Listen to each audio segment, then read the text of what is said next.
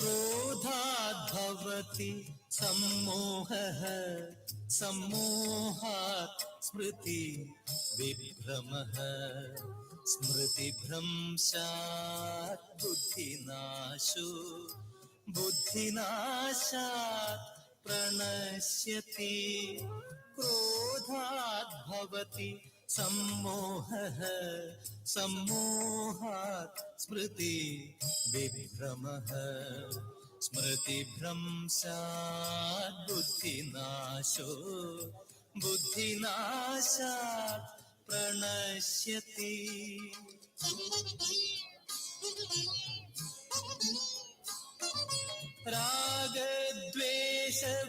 रागद्वेषवियुक्तैस्तु विषयानिन्द्रियैश्चरन् रागद्वेषवियुक्तैस्तु विषयानिन्द्रियैश्चरन् आत्मवश्यैः विधेयात्मा प्रसादमधिगच्छति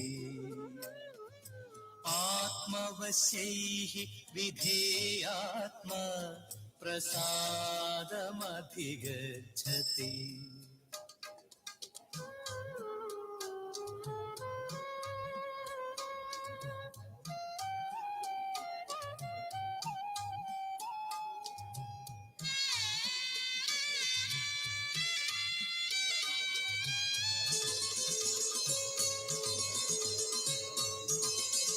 प्रसादे सर्वदुःखानां हानिरस्योपजायते प्रसादे सर्वदुःखानां हानिरस्योपजायते प्रसन्नचेतसो ह्यासु बुद्धिः पर्यवते.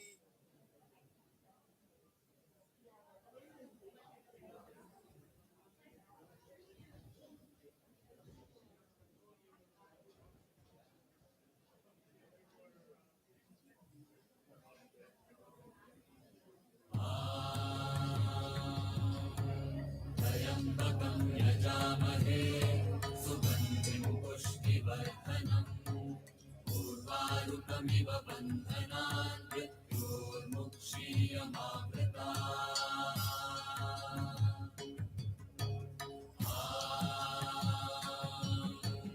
त्र्यम्बकं यजामहे सुगन्धिं पुष्टिवर्धनम् उर्वारुकमिव बन्धनान्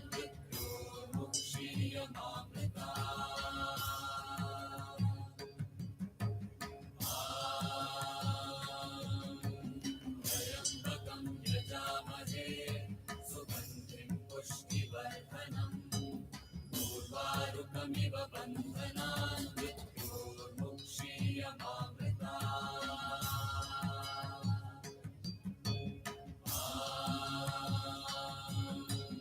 त्र्यम्बकं यजामहे सुगन्धिं पुष्टिवर्धनम् उर्वारुकमिव बन्धनान् मृत्योर्मुक्षीयमामृतात्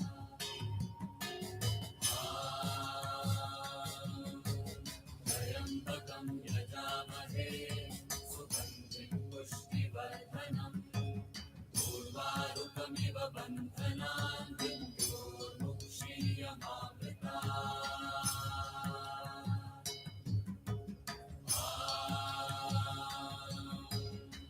त्र्यम्बकं यजामहे सुगन्धिं पुष्टिवर्धनम् उर्वारुकमिव बन्धनान्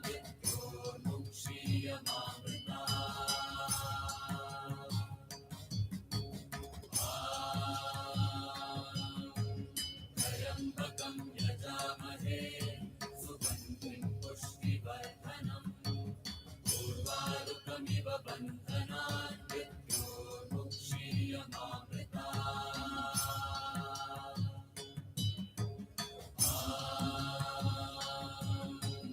त्र्यम्बकं यजामहे सुगन्धिं पुष्टिवर्धनम्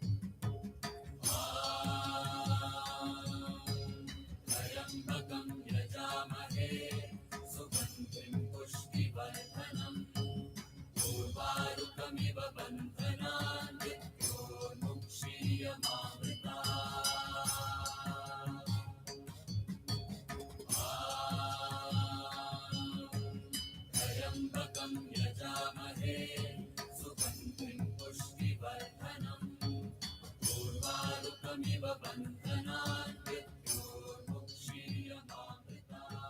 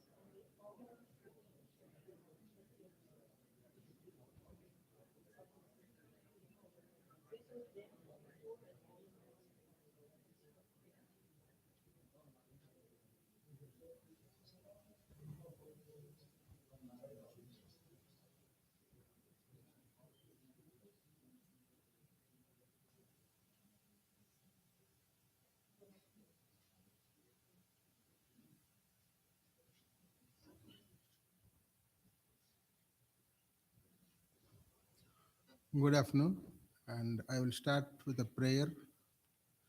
It is the Gayatri Mantra to bring peace to the mind, body, soul, and individual, family, and the community. Om Bhur Svah Tatsavidurvarenyam Bhargo Devasya Dhimahi Dhiyo Yona Prachodayat. Om Bhur Svah Tatsavidurvarenyam Bhargo Devasya Dhimahi Dhiyo Yona Prachodayat. Om Bhur Svah Tatsavidurvarenyam Bhargo Devasya Dhimahi Dhiyo Yona Prachodayat. We'll also chant another powerful mantra, Mrutyunjaya mantra, talks about completion of life and also completion and reaching the God ultimately with a perfect life, which Dr. Dakshinamurti had all his life. Om Triambakam Yajamahe Sugandhim Pushtivardhanam Urvarukamiva Bandhanat Mrichor Mukshi Yamamritat. Om Triambakam Yajamahe Sugandhim Pushtivardhanam Urvarukamiva Bandhanat Mrichormukshi Yamamritat. Om Triambakam Yajamahe Sugandhim Pushtivardhanam Urvarukamiva Bandhanat Mrichormukshi Yamamritat. Om Asato Ma Sadgamaya Tamaso Ma Jyotirgamaya Mrichorma Amritangamaya. Om Shanti Shanti Shanti. I will say a few words about the Hindu traditions, about the funeral, or we call them Antyeshti in Hindu tradition, as requested by the family. So we call this as Antyeshti, that is the final wish of Dr. Dakshinamurti that is being fulfilled through the family. Antyeshti is final wish. And it is also called as Naramedham, that is offering the body into the fire. And it's also called the Pitrumedham because a parent's body is being offered into the fire. It's considered as a yajna. Hinduism, yajna is considered to be of very, very great importance. Yajna means sacrifice. Sacrifice is our way of life. We sacrifice every minute. We breathe in and we breathe out next minute. We eat food, we sacrifice. We walk, we take a forward step, we are sacrificing the previous step. Put gas in the car, it's sacrifice so that the car moves forward.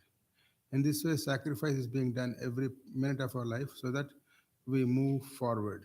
So Hindus believe that you have to constantly move upward in a higher way, in a positive way. For that to happen, to have a more higher life, more better life, we need to sacrifice something what we have before. That is the reason they every day practice the process of yajna. So they had yajna every day in three sandhyas, in the joining point of dawn and night and the dawn, and afternoon and the dusk. So three times they did yajna, saying that we are sacrificing to move towards a positivity every minute. They reminded themselves that you have to move positively every minute of your life, and that is only possible by constantly giving up the negative things or the things of lower value, so that you can move to the next higher level. That's what they always did the yajna. And for every important occasion in Hinduism, they always did a yajna. a fire ritual you can call in English. And and so in this way the yajna is performed throughout their life, and the fire was brought from the father's house to the son's house after the marriage. It's kept on like that for and parents' house to the children's house. The yajna is brought, it's carried on forever. To remember that life is a sacrifice. You live for others. You become an individual, but then you start sacrificing for your life partner, then for your children, then for your community. Life is a sacrifice constantly.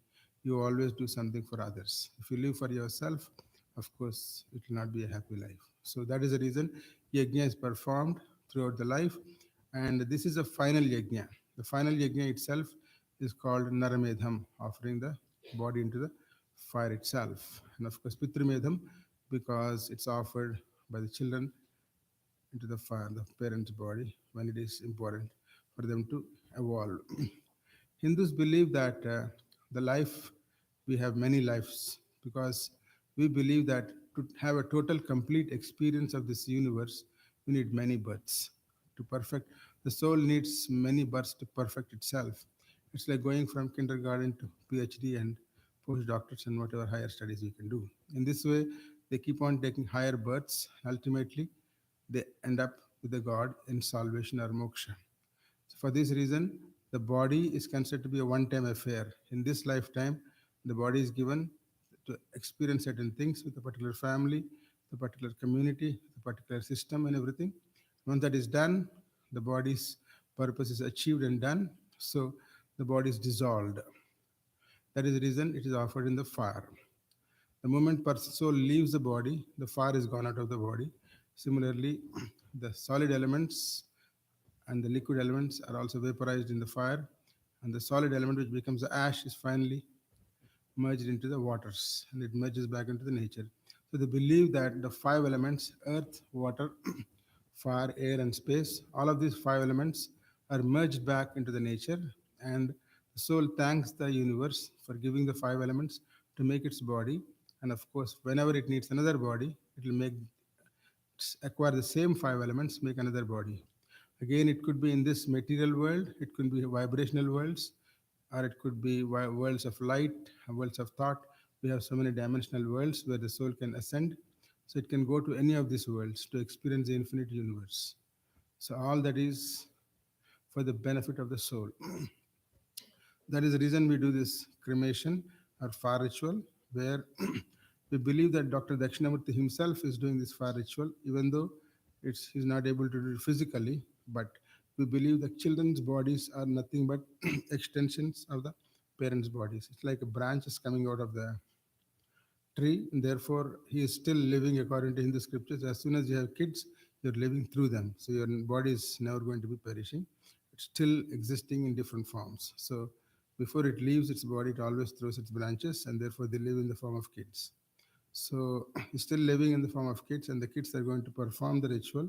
Even though the kids are performing, it is him who is performing this ritual, we believe. So it's called his own yajna. He is doing himself, offering his own body into the agni or fire, and then so that his body is dissolved, he gives up all the attachments to this world and this family, everybody here, so that he can ascend to the higher world. It's like moving from one city to other city, where we all cry when the person leaves, and the person also cries for leaving the city. But at the same time, the person knows that he has to get a higher job, higher position, a better life in a different place, a different country, like we moved to Canada. In this way, it feels sad, but at the same time, the inner longing of the soul is to move ahead. So that's the reason. Soul outside it looks like they want to stay, but inside they want to leave. But I heard Dr. Dakshinamurti already decided that he want to leave because he has a matured soul. Because we believe that when a person lives a complete perfect life for many years, they automatically get detachment from this world. When a person does punya karmas, good actions in their life, they get detachment automatically. That is the meaning of Mrityunjaya mantra, where it says that if you lead a perfect life, one develops detachment, and then they automatically want to leave this world and go to the higher world. That is the reason when you have a perfect life for a long time, that is called when we have 84 years, it's considered to be a long healthy life. The reason for that is we believe that 84 years, in 84 years you see 1,000 full moons. When you see 1,000 full moons, which means that you have lived for 1,000 full moons, means your mind has matured very well in 1,000 times. Therefore, you are a very matured man now. And, and therefore, you are now detached, you are easily able to detach from this world. The symbol of good action soul, good soul is Sukha Jivanam and Sunayasa Maranam. It's in Sanskrit. It says that if you lead a comfortable life and when the death is very peaceful and easy, because many times death becomes very painful, the soul cannot separate because when you're living in a house for so long, it's hard to separate from that body, just like the soul is living in the body. Therefore, it's very difficult to leave the body. But I heard that he left it very easily because he's detached. So that is called Sunaya Shamananam. You can only do that when you have a lot of Punya karmas backing you and you lead a very noble life. So I met him many times, Dr. Dakshinamurti, always carried a very powerful vibration of peace around him, very calm and quiet and very gentlemanly. So he always had a good karmas in his life. I know that for sure because he led a very peaceful and serving life. And he led a very long life, and his name itself indicates he's a man of wisdom. We have a great guru in Hinduism called Dakshinamurti, and he's the god of the guru or teacher of wisdom. So his name was somehow it really matched his name. Parents knew it, it looks like. So this is we're going to do the final rites at the end of all the eulogies. So I'll just complete with one more prayer. ॐ पूर्णमदः पूर्णमिदं पूर्णात् पूर्णमुदच्यते पूर्णस्य पूर्णमादाय पूर्णमेवावशिष्यते ॐ शान्तिः शान्तिः शान्तिः.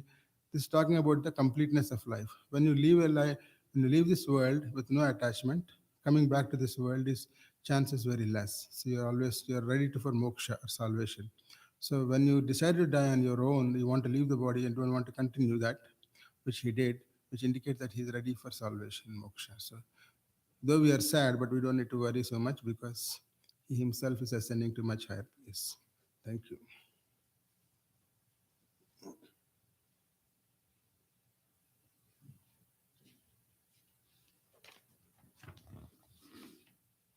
Thank you very much, Panditji. Um, for anyone who doesn't know me, I'm his second daughter, Soumya. On behalf of the whole family, I want to welcome everyone to a celebration of life. A long life, very, very well lived. The celebration of the life of Dr. Krishnamurti, Dakshinamurti, Dr. Dak Uncle, Dakshi Uncle, Dakshi, Appa, my dad. This is a thing that it's like I want to do it perfectly, but I don't really want to do it at all, you know? Appa had no superstition in him, and he was very comfortable talking about the fact that one day he would not be here, and he himself pointed me to a Mark Twain quote where Mark Twain once said, I was dead for millions of years before I was born, and it didn't bother me a little bit. And my dad, was very comfortable that that was exactly the case. I think the hard part is for us who are still here and who have to accept that now he's not here with us. It's hard to not have him cheering us on in all our endeavors, making bad jokes, making good gulab jamun.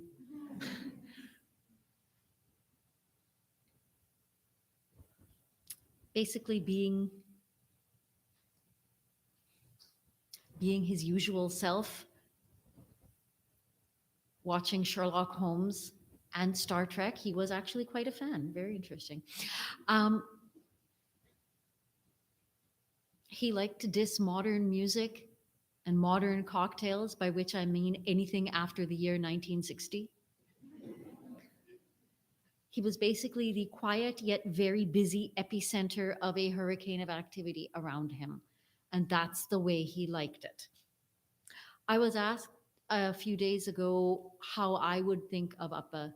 And I remembered another quotation, and this is by Bertrand Russell, who said, "The good life is inspired by love and guided by knowledge." And that makes me sad, but it actually makes me proud of his legacy because Appa loved his family, he cherished all his friends, and he cherished the fact that he could, with other people, make things better for his community. And that's what he tried to do all his life. Appa was a philosopher. He was a Gandhian, as many people know. He was obviously a scientist, a scholar, an art lover. He was an organizer, a doer. Appa lived many of Bertrand Russell's good lives. He lived them fully, he lived them simultaneously. He lived a life of profound scientific research and achievement. He lived a life in philanthropy and activism. He lived a life deeply interested in politics and policy making. And he lived a life of service to his community. And I'm very grateful to him for all of that. And I'm also grateful that people from all his many good lives are here together today, some in the room and many virtually. So I'm grateful that he brought everyone together that way.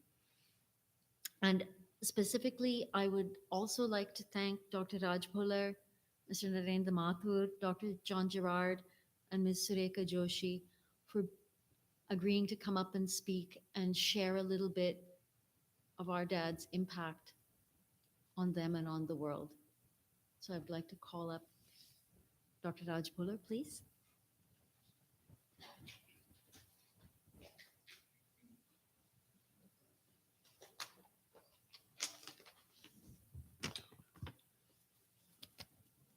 Good afternoon, everyone.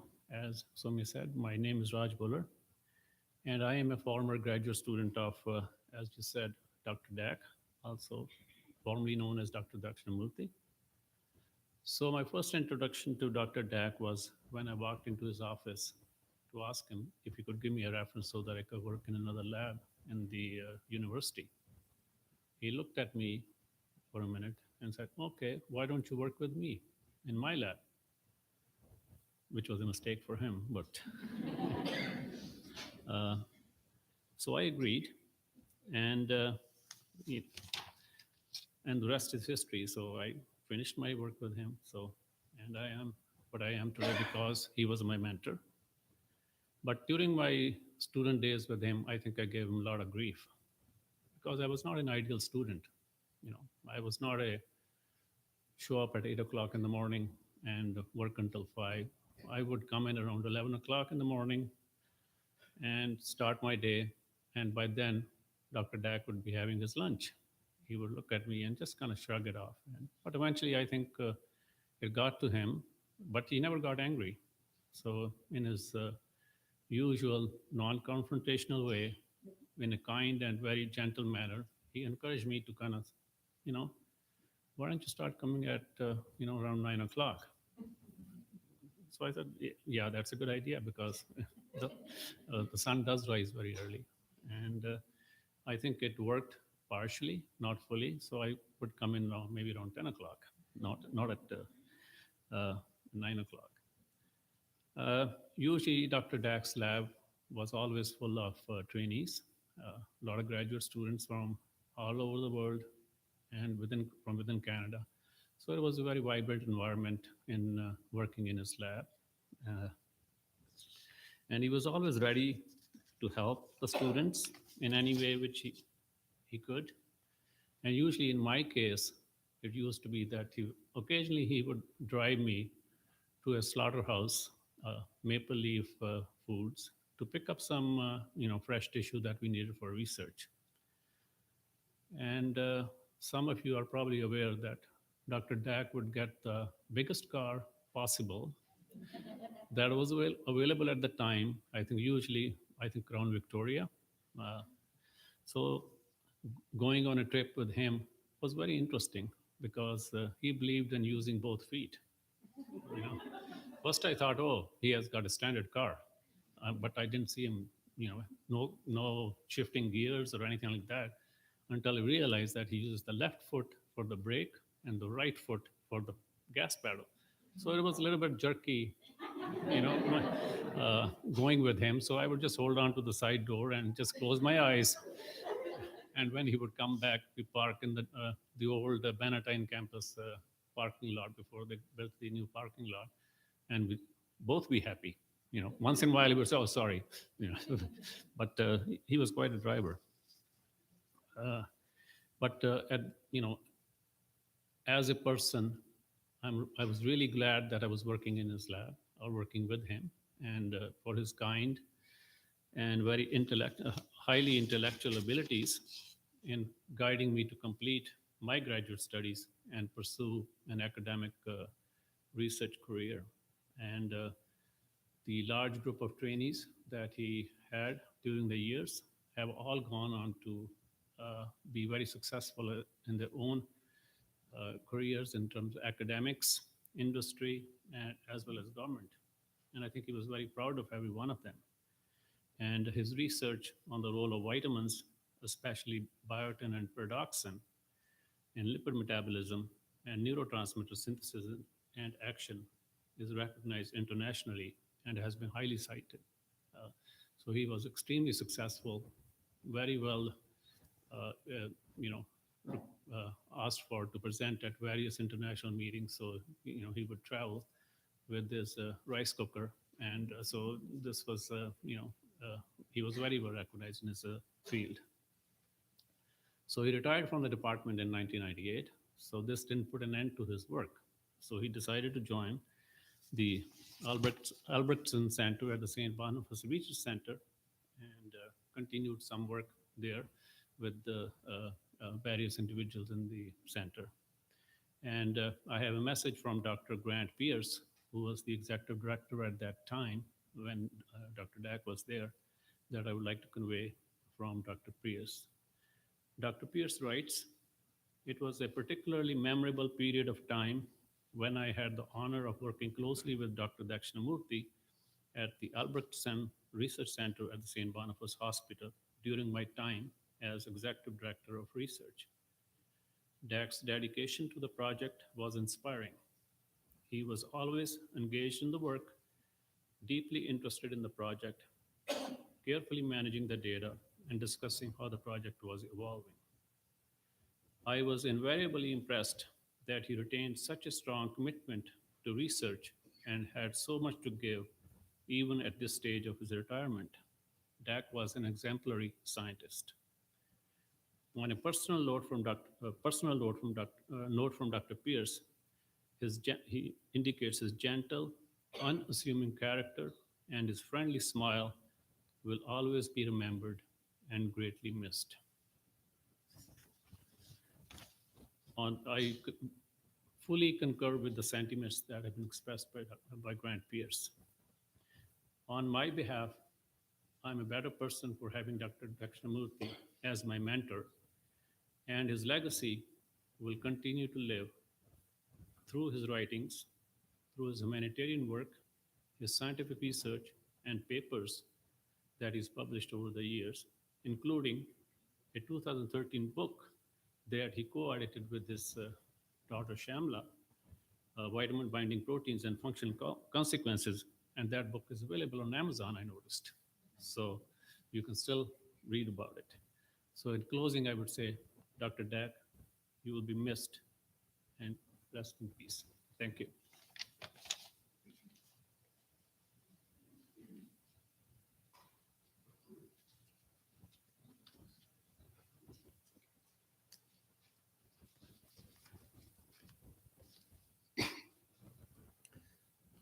For those who don't know me, my name is Narendra Mathur, and I will be speaking about Dr. Daksh's community work and philanthropy work that he did for the community. First of all, I have no words to express my sorrow.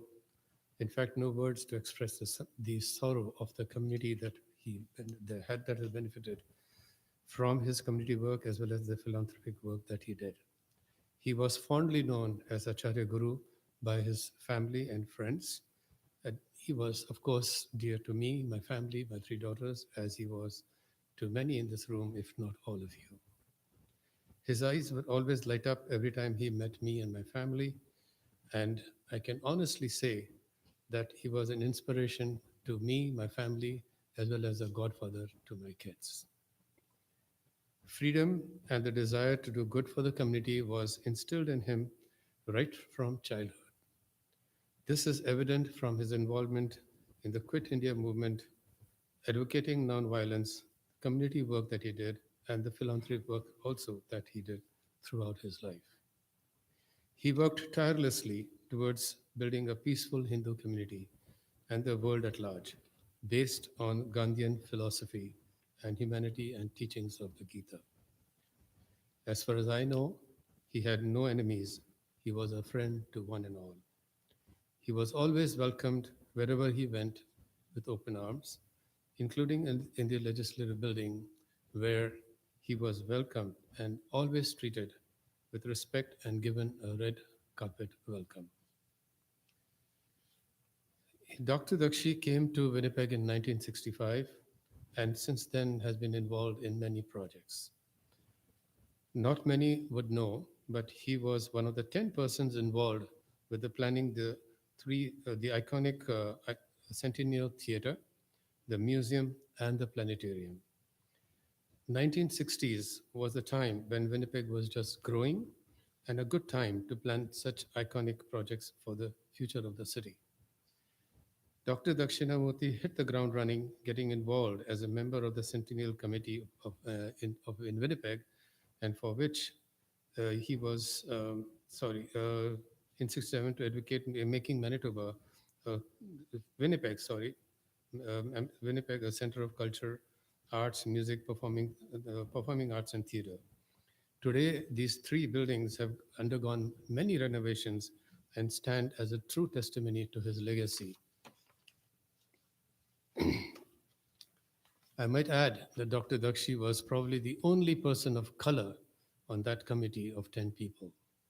For his work, Dr. Dakshi was honored by the Winnipeg Chamber of Commerce in 1967. He became a pillar of our community, was instrumental in setting up the India Association of Manitoba, of which he was one of the first presidents. He was involved in setting up the India School of Dance, Music and Theatre, as well as the Hindu Society of Manitoba, where together with his wife Gangaji of 61 years, he wholeheartedly supported the setting up of the Dakshinamurti Academy of Hindu Studies. His desire to make this academy unique and truly one of its kind inspired Dr. Klaus Klostemier of the University of Manitoba to donate about 2,500 books, which are very rare and not in publication, on Hinduism. These books have been catalogued and are now available in the library for devotees to reference. In 2004, he worked with our former MLA, Mr. Viduja, who regarded Mr. Dakshinamurti as his elder brother, to set up the Mahatma Gandhi Center of Excellence. He then worked with the premier. He then worked with the then premiers on Honorable Gary Dewar and Viduja to proclaim October 2nd as the Mahatma Gandhi Day in Manitoba, a tradition that continues to this day with the reading of this proclamation outside the statue, which is situated outside the Canadian Museum of Human Rights. He also worked with the then Mayor Glenn Murray and followed by Mayor Sam Katz, Councillor Russ Wyatt, to rename the road outside the Museum of Human Rights as the Honorable Mahatma Gandhi Way. He worked with me and 14 other members of the community when I was president of the Hindu Society to meet every Saturday for over a year to write in details the policies and procedures of the Hindu Society of Manitoba, which were then presented to the AGM and accepted as guidelines in the following AGM. For all of this work, he was recognized and he was recognized and he was a recipient of the Order of Manitoba in 2020. And recently, he was also declared as an Indian ambassador to Canada on the 75th anniversary of India's Independence Day in the field of effectively exploring human health. I have no words to express my sorrow. Sorry if this is the wrong page. A gentle, philosophical soul, known for his quiet twinkle in his eyes and steady sense of humor, Dr. Dakshinamurti loved logical arguments in politics as well as in science. Was a lover of Shakespeare, symphony music, and Sanskrit poetry as well. He has helped many a careers, was inspiration to many, including me and my family. He was truly a person who wanted to make things happen without taking credit, a quality that is rare to find. If goodness radiated all around him, it was like a halo that angels carried around their persona. If I could define greatness, I would say it was what Dakshinamurti personified for all of us. I have been asked by his dear friend Mituja to quote what he himself also wanted to say. So, quote, having met so many world leaders, scholars, and social reformers in my life, I must say that this man has left an unparalleled impact on my mental horizon, on values of what we are as human beings and as a Hindu, and what we learn from Gita. This great man has practiced all that. Sad moments for me and my wife Raj to say goodbye to my dear brother and Acharya Guru, unquote. In closing, if I can say one thing, if there was one person that I wanted to live forever, it was him. That was the inspiration that he had on all of us. Rest in peace, Dr. Dakshinamurti. You will be missed by one and all.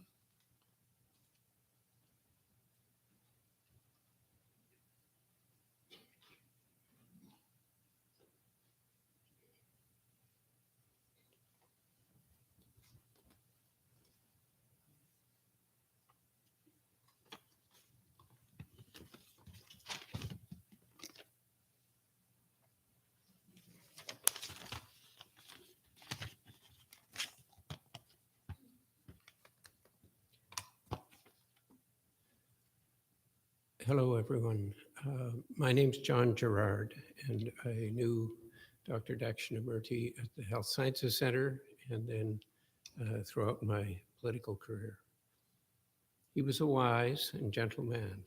He was loved by many, and not just because he was wise and gentle. He was appreciated because he had extraordinary energy, what we might call soft power.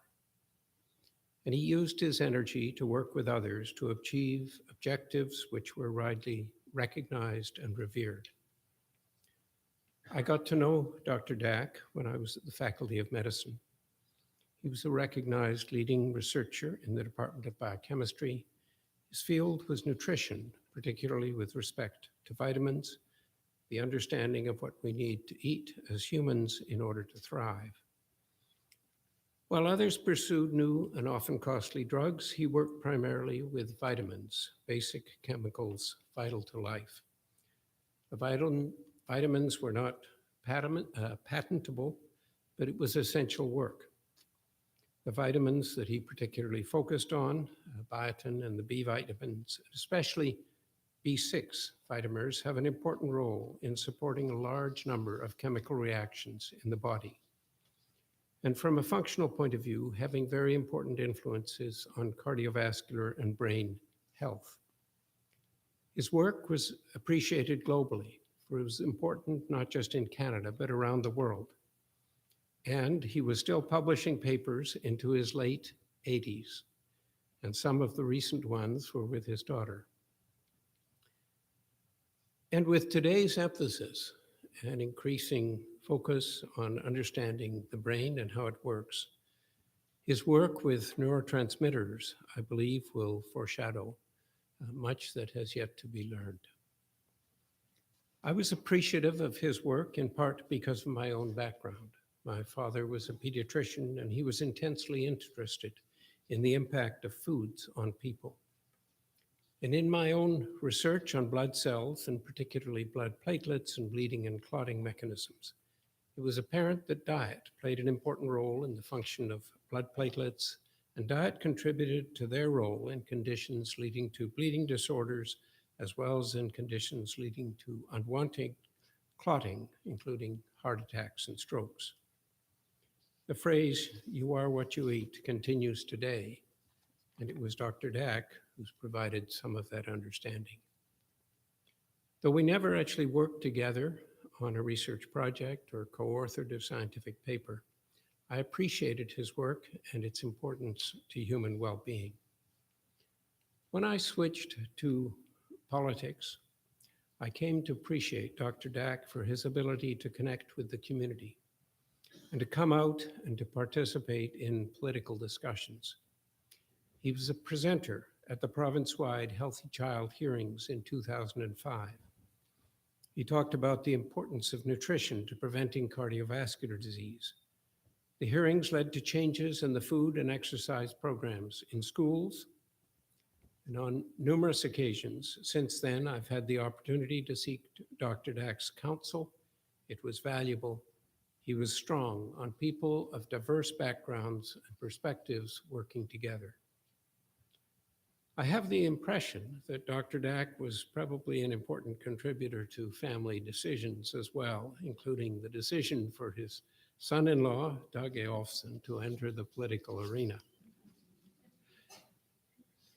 In the last 20 years, Dr. Dack played a really important role in founding the Mahatma Gandhi Center of Canada and in getting the Mahatma Gandhi statue here to Manitoba. It stands today near the Canadian Museum for Human Rights, a recognition that India and Gandhi have contributed much, and we owe a thanks to Dr. Dack. Dr. Dack was also very influential in the annual recognition of Mahatma Gandhi, and I understanding was helping prepare for this year's event as late as a few days before his passing. And I think it has to be said that right up to the last few minutes, he was politically aware and interested in what was going on. So I'm honored to have this opportunity to say a few words. Thank you all for coming and for helping to remember a great man.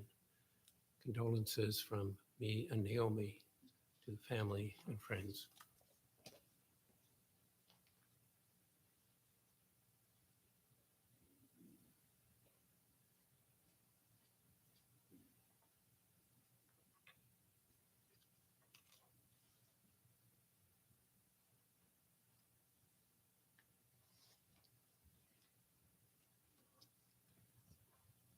Namaste.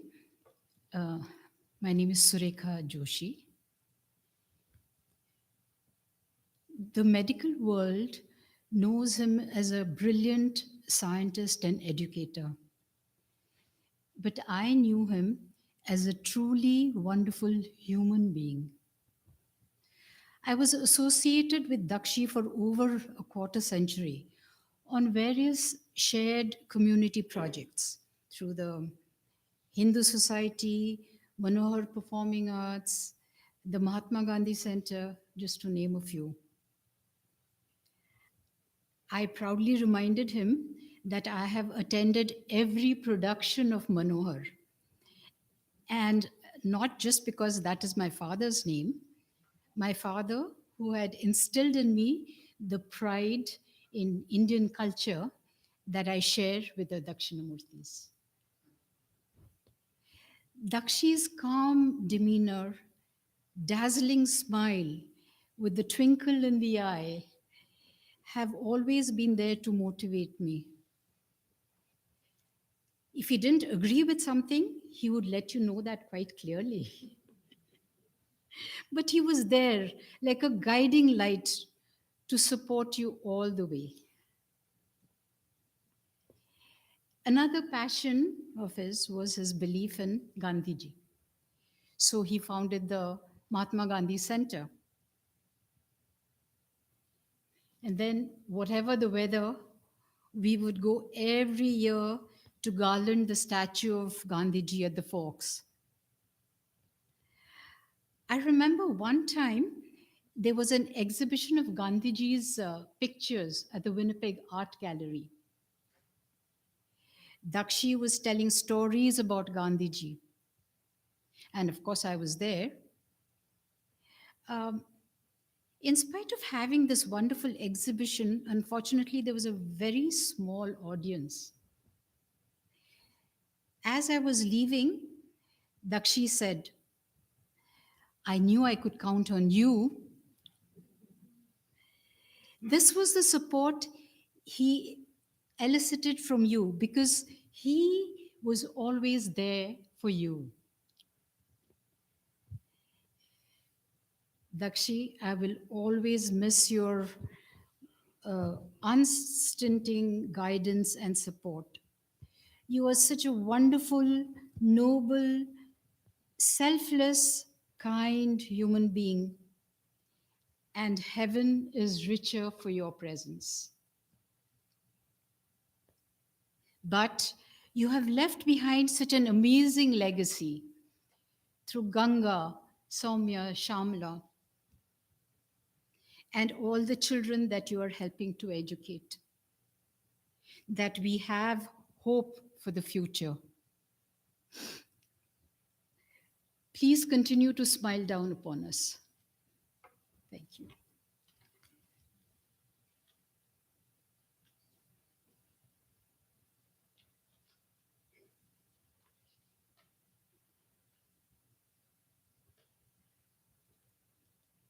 I'm Shamla, first daughter.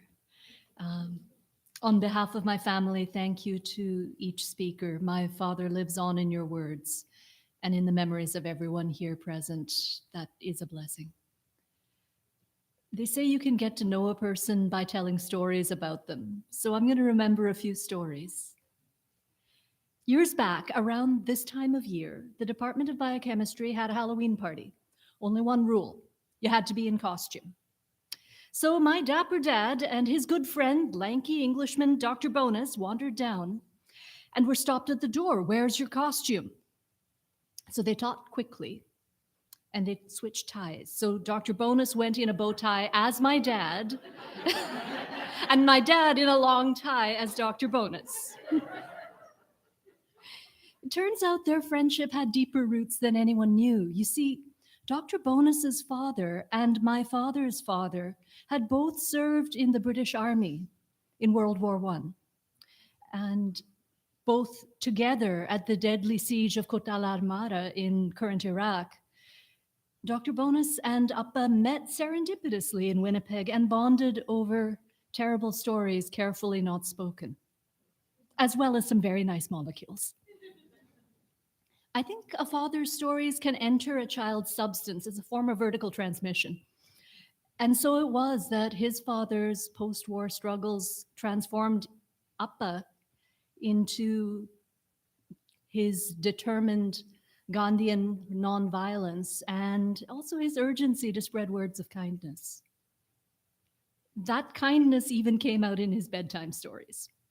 My mother used to tell us fabulous swashbuckling stories of gods and demons.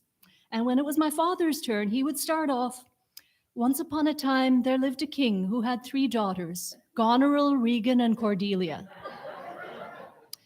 As an aside, through my childhood, I honestly thought it was Appa that had written King Lear, crestfallen to find out it was Shakespeare.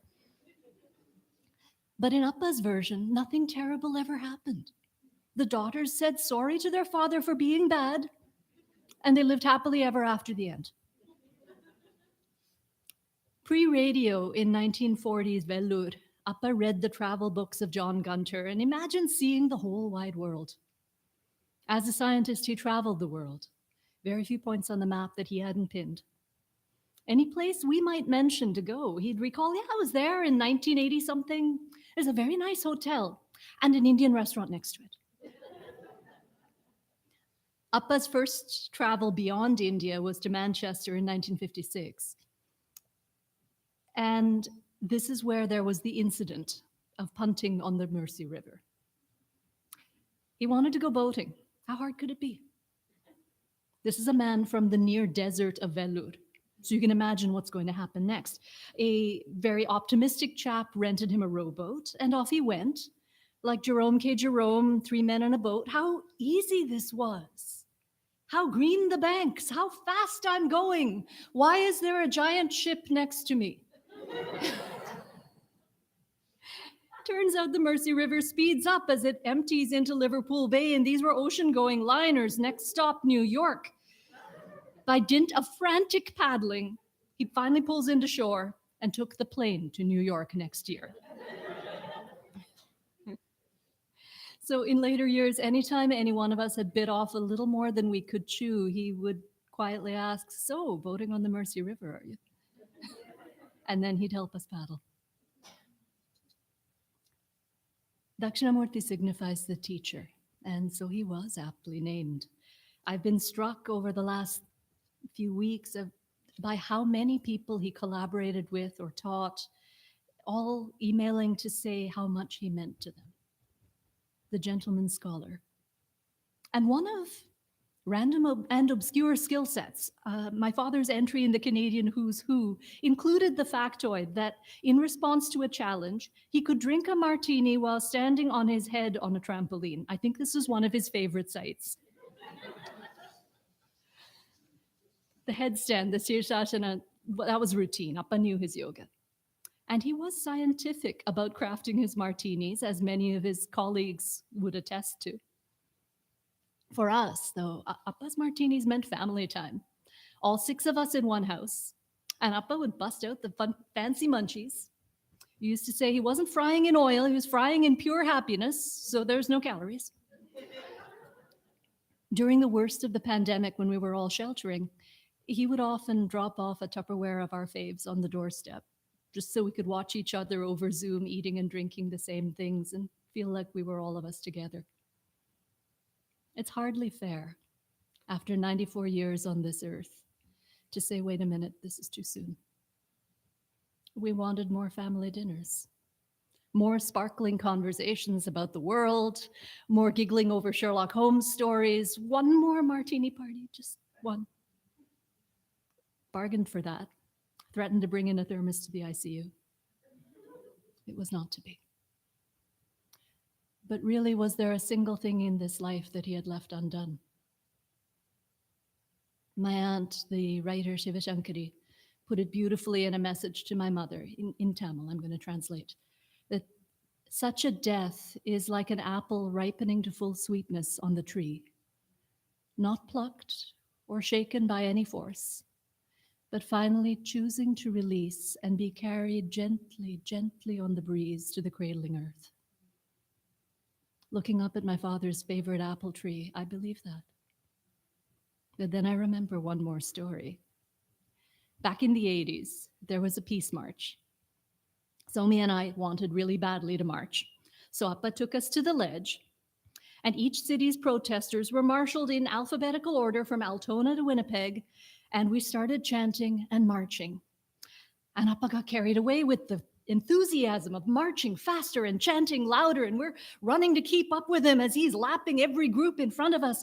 Appa, Gandhi's Satyagraha did not walk this fast. We started walking with Winnipeg, and we ended up with Carmen. So Appa, you've walked ahead of us again. Slow down a little bit out there. Linger on that bridge, mingle with your molecules, chat with all the amazing minds that went before, and wait for us to catch up. We'll catch you up soon enough.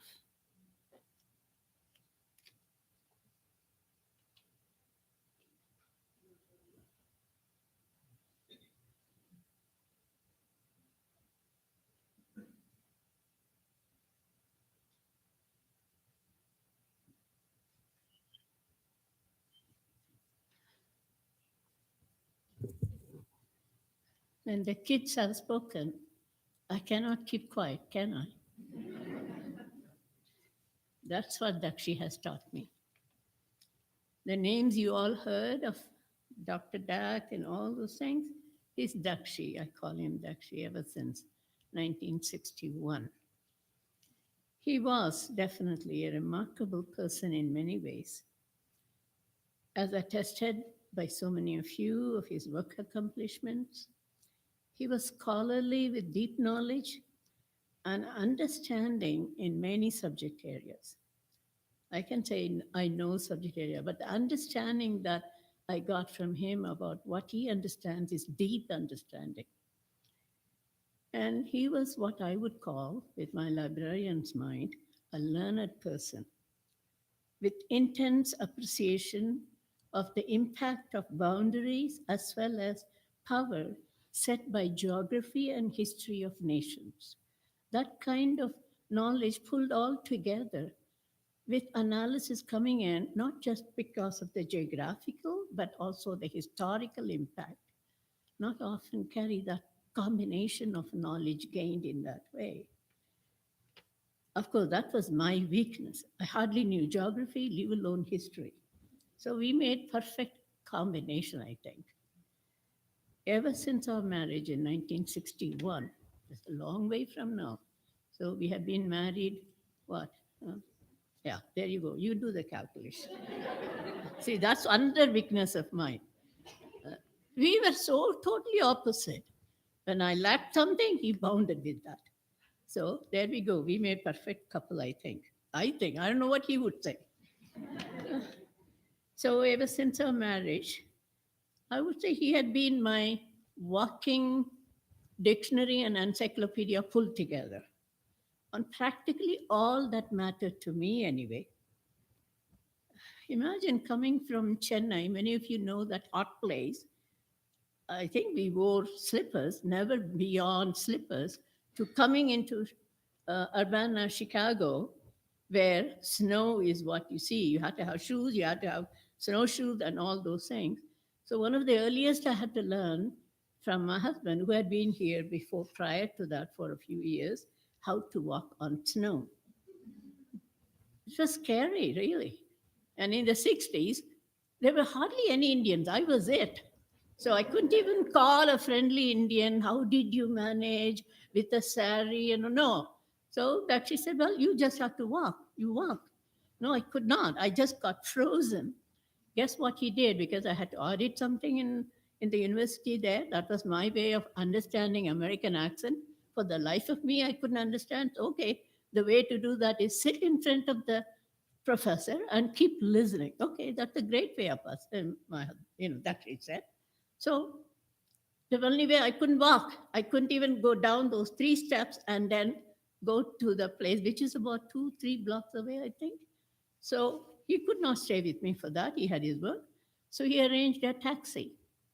So twice a week, this taxi man would come, park the taxi, go up those 3 steps, walk me down, and then go to 2 blocks away from there, drop me there. Come back 2 hours later, do the process again. And I finished that course. And how to cook.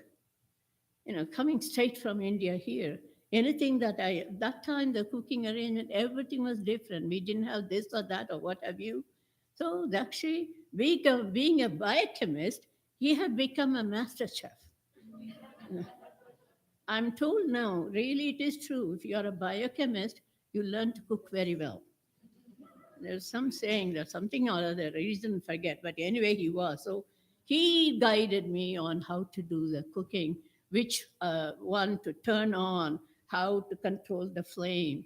And then, of course, the very first day, I burnt everything.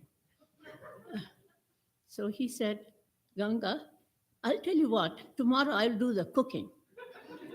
And of course, at least being such a good person, he is basically a very good person. He did manage to gulp down a tablespoon of whatever I had cooked.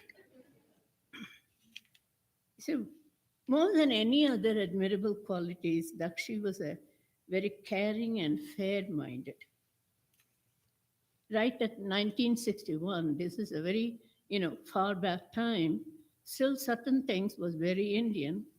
So the idea then was when we were going to get married, but prior to that, I had something that I had to ask. Those days, you didn't meet each other till the families are satisfied that everything would work, and then you met, right? And after that too, yeah, sure, you can go by yourself, but parents will be there, out there in the other room. And I told my father, no, I have to meet him. I won't say yes unless he has answered my question. I was considered a very intellectual person. So Appa said, my father said, Well, don't ask him anything. You don't know biochemistry, and I don't know whether he knows Sanskrit. So don't ask him what he cannot answer. I said, no, this is something personally I feel he has to be in front of me and answer. So I said, okay. So that she, of course, was quite curious. He write very readily. Of course, she can ask me anything. And perhaps he thought, here is in America, how good a person he would be and all that. No, nothing about that. I asked him, I cannot hear that well. Both my ears, I have hard of hearing. How would that affect you? I want to be upfront about that. And he said, I'm not tall. You didn't seem to worry about that. So why should I worry if you cannot hear that well? You come there, I'll get you a hearing aid, and that's the matter. I said yes there. That's the kind of man he was. He could analyze, and he supported me right through. Many of you know me participating in many different ways. That was solidly 100% because of the encouragement he gave me. Yes, you can do it. And in his dying days, he told me that was his parting message to me. Ganga, I don't want you to stop anything. Keep doing whatever you are doing because you are doing something good. And he looked at the wall behind me, the wall of 2 women and 2 gentlemen, my 4 kids, and he was highly satisfied that I will be taken care of. And he told me that too. You have support right behind you. Go forward with everything that you have wanted to do. Have been at that well. And he, of course, carried out his promise to get me a series of hearing aids. And so much so he benefited, I think, at the end, because I had to guide him through a hearing aid afterwards. And they're not patient. We get to know more patients, and I had to support him on that.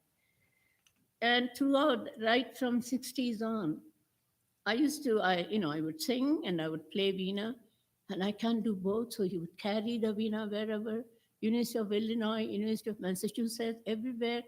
Not many Indian men would be seen as supporting in that manner, carrying somebody's, wife's veena instrument or what have you, setting everything over so that I could play my piece.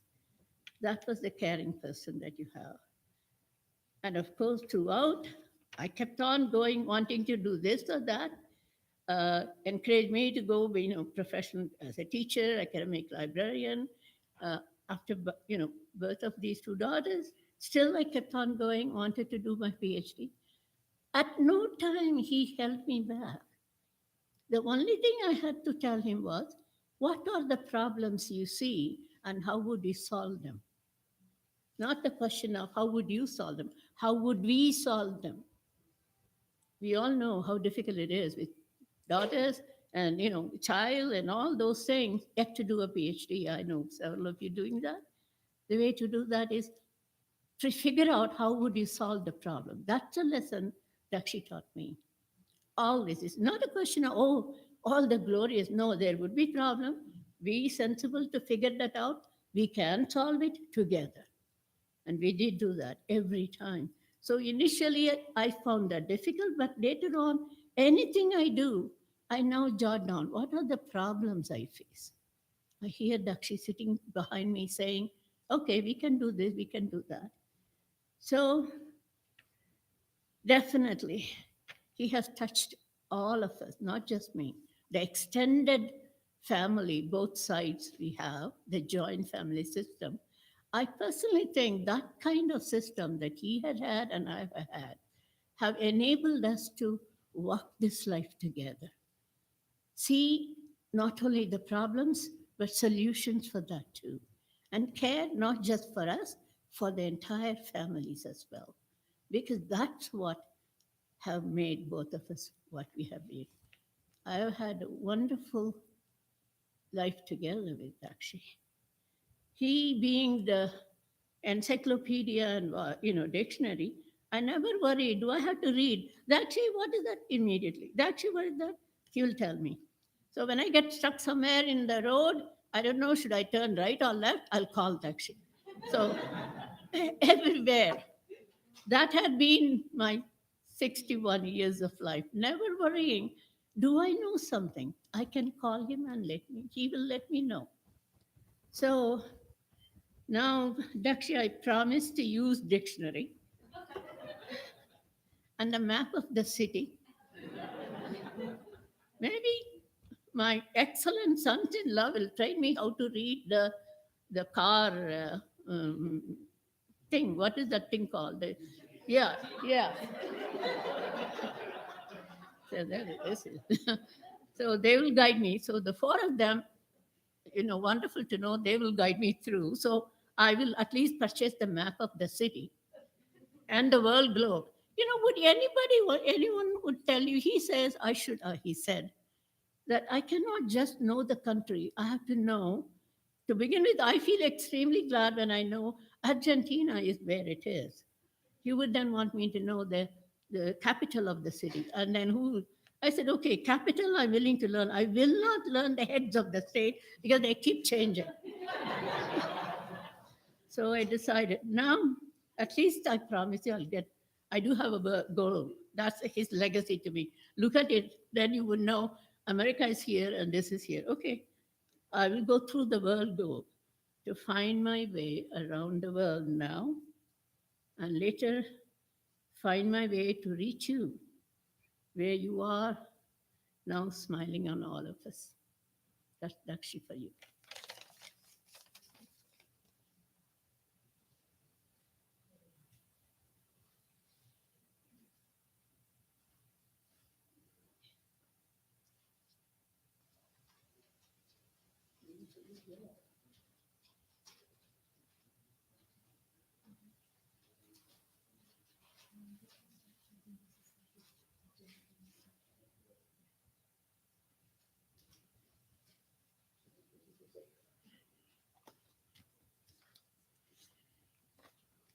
I have only one small request for Gangaji. Please write a book of your life. It's very interesting, very inspiring. Tears came from my eyes.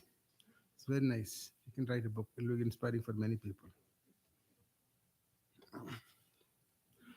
Om Dhyau Shantirantariksha Shanti Prithvi Shanti Rapa Shanti Roshadaya Shanti Vanaspataya Shanti Vishwe Deva Shanti Brahma Shanti Sarva Shanti Shanti Reva Shanti Sama Shanti Redhi Om Shanti Shanti Shanti Om Triambakam Yajamahe Sugandhim Pushtivardhanam Urvarikame Bandhanat Mrityurmukshiyamamritat.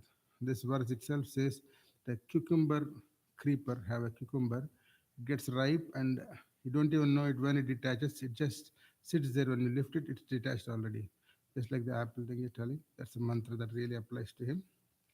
So before we have the floral tributes by all the friends and family, we have a Hindu Society president, a chair, to offer one shawl on him.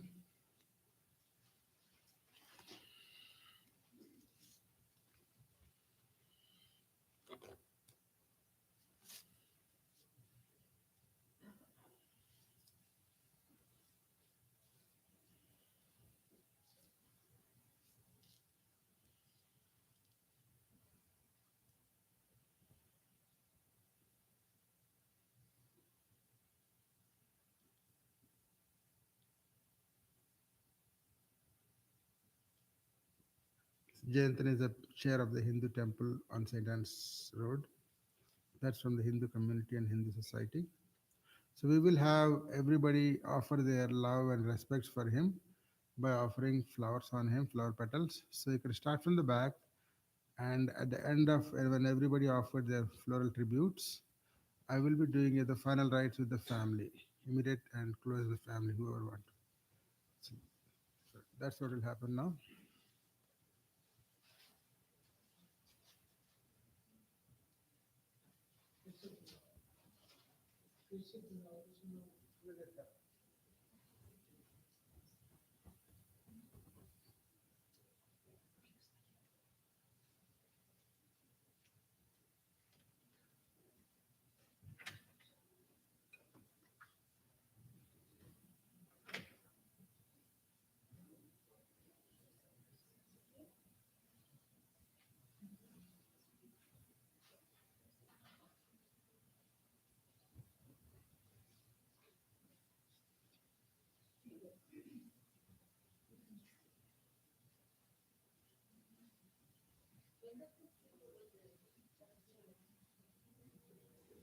हम सब के लिए बहुत हर्ष की बात है, खुशी की बात है कि आज हम सब मिलकर पंडित जी का जन्मदिन मना रहे हैं। और हमारे बुजुर्ग हैं, ये आज का ये कार्यक्रम इनकी प्यार और इज्जत के लिए समर्पित है। और ये बड़े हैं, इन्होंने मौका दिया है कि इनके साथ में बैठूं और हम लोग सब मिलकर राग अहीर भैरव से शुरू कर रहे हैं।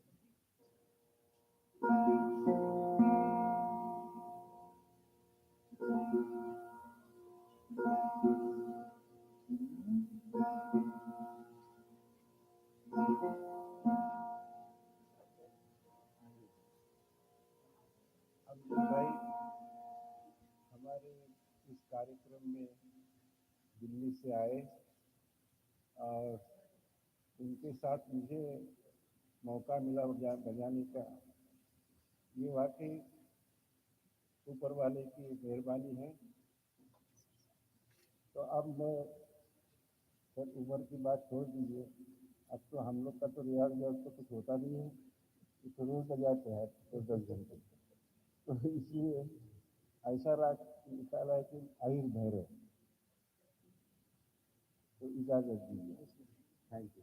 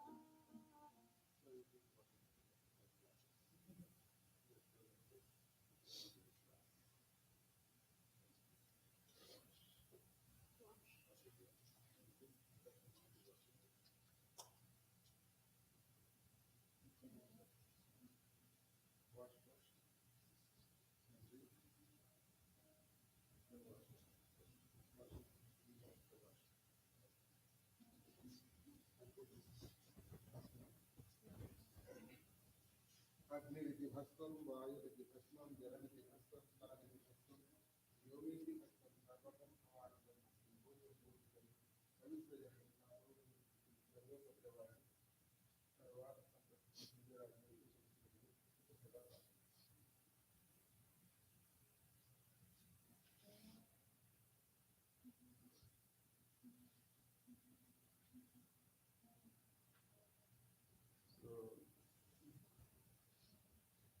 So I'm very inspired by your concept. It's very practical, it's amazing. Very inspiring.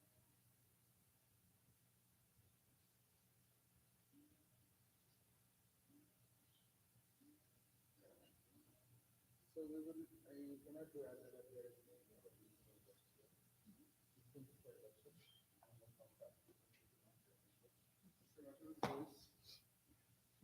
we are taking a vow that we are doing the final rites, which is called Antyeshti Samskara, and so we request the gods to bless us. Gods means all the divine energies to be in harmony with our prayers and our actions. So we take some flowers and we're going to pray to all different gods, our mentors, or you can call in Canada guardian angels or spiritual gurus.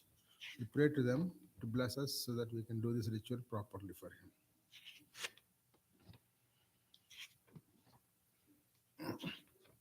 And after the prayer, we'll offer those flowers onto his heart. Everybody gets a flower, okay?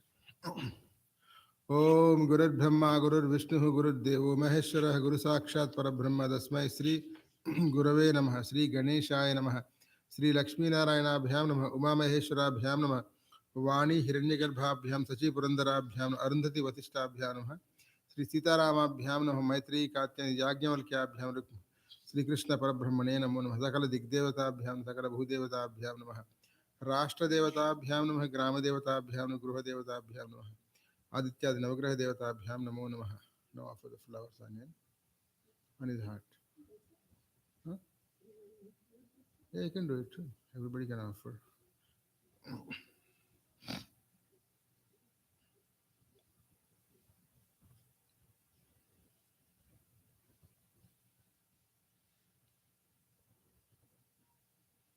Means the ritual I'm going to make the kids do it, but some parts you can do it.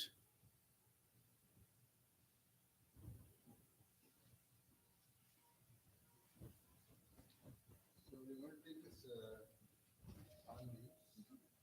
Each of you take one or two and add a little bit of different items on it. Do it one, okay? And everybody takes each of these.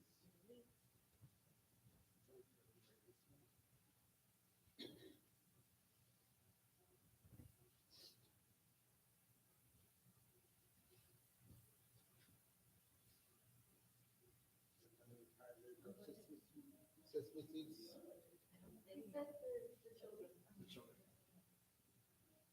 I'll do some parts everybody, but some parts children are doing their responsibility and have to do their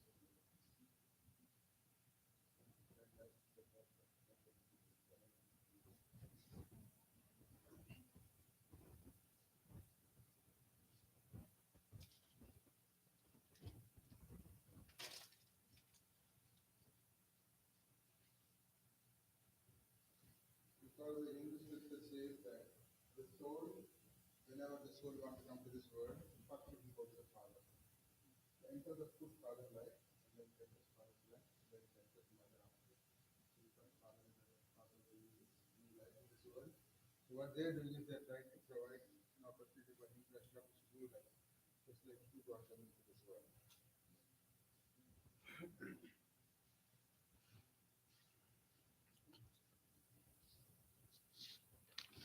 Evam guna viseshana visishtayam subhadidhau. I'll start with all the names, your name and your gotra. Name? Shamana Namadhivati, Srivasa Gotravati. Stan?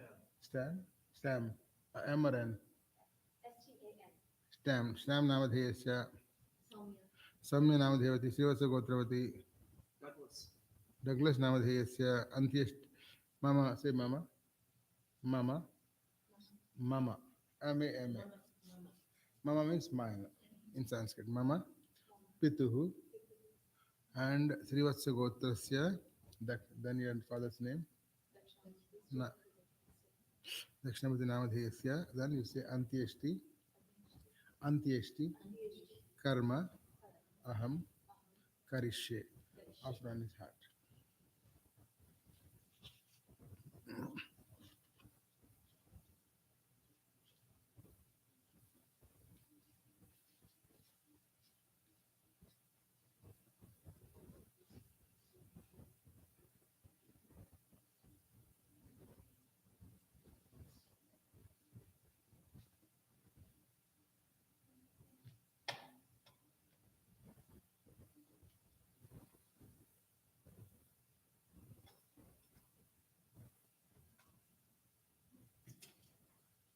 Generally, we give a bath in India, but here they already do everything. So, what I wanted to do is add a little bit of one drop of this next finger, just apply on his head. We generally do oiling and all that. I had that because we apply oil on the head and give it a bath. Secret to that.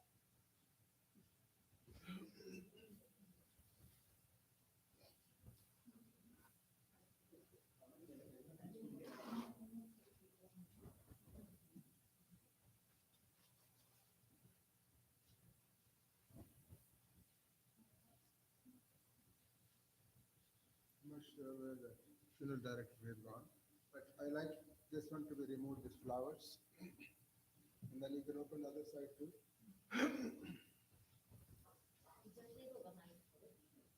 There is actually a small latch. No, the latch is small. It's like just right underneath. That was the one. Okay, now what we're going to do, we're going to give him a bath, small bath. So this is really simple. We're just going to take this water, and when you take like this, more water comes. When you just dip it out, surface section of water, that's it attached. You just leave it like that. Leave it on him as a bath. Srivatsa Gotrasya Dakshinamurti Mritana Shavanimitta. Both the daughters. Anybody who want to do it can also do it. Anybody who want to do it, who is him? Okay, you can also do it. Yeah, you can also do it, sir. Whatever they're doing, you can also do it. You also do it. Younger brother is considered in India as a son. He can do it.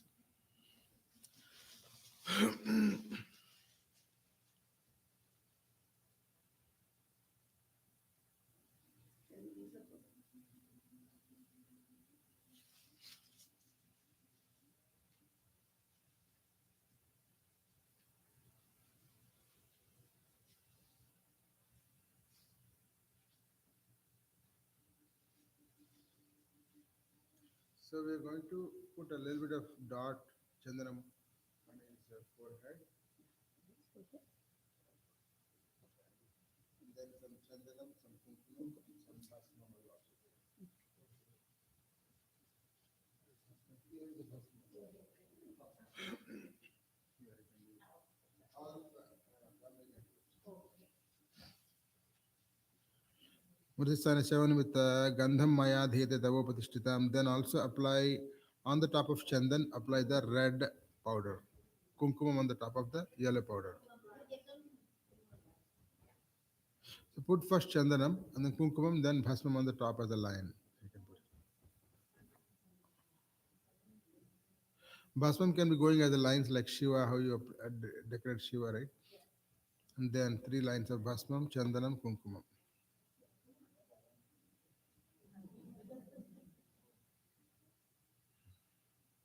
Rest of them sprinkle around the box.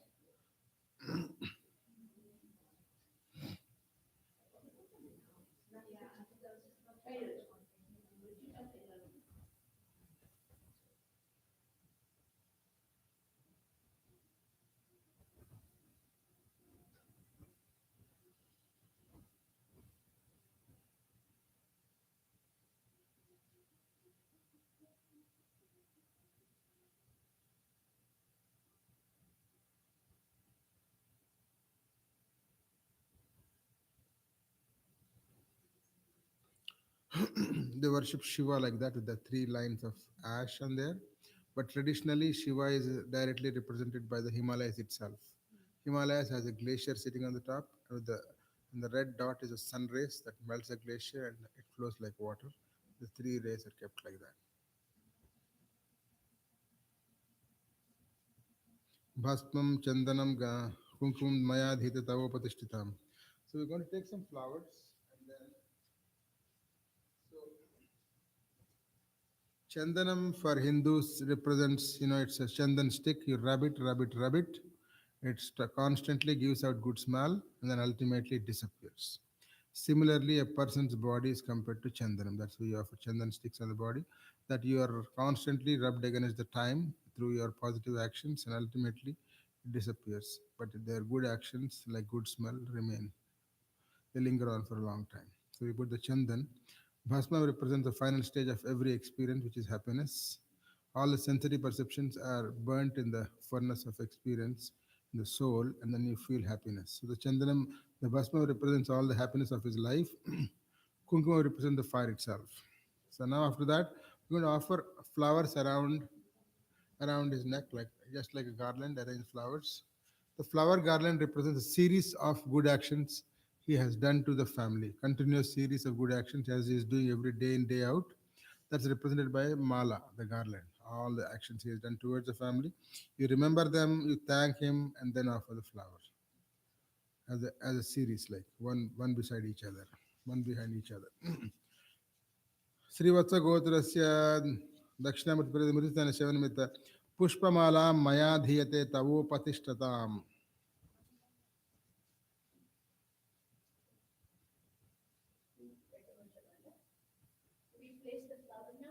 Yeah, please leave the flowers.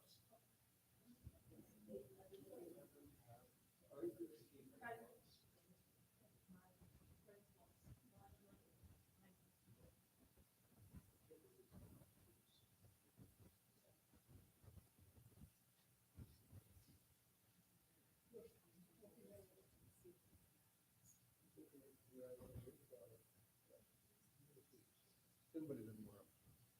He is a very symbolic, scientific person. He understands everything.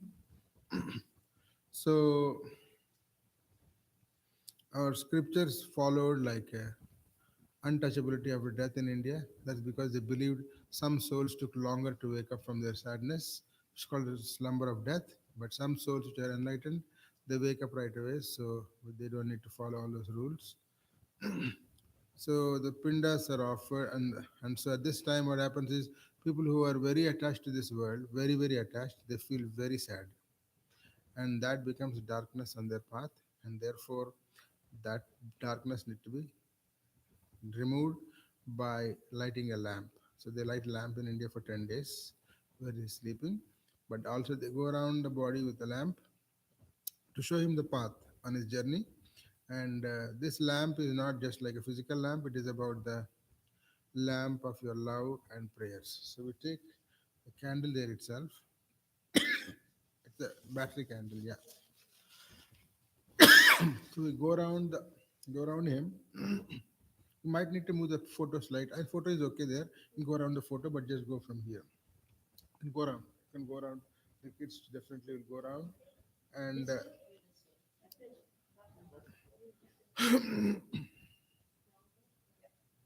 all of them. Huh? Let them go, but you also will do something after. He can go, yeah. यमद्वारे महाघोरे अंधेन तमसावृत तत्रावलोकनाध्याय दीपो यमोपतिष्ठिता. श्रीवत्सगोत्रस्य दक्षिणामूर्तिप्रतिनिधिस्थान शैवनिमित्त दीपं मया धीयते तवोपतिष्ठिता.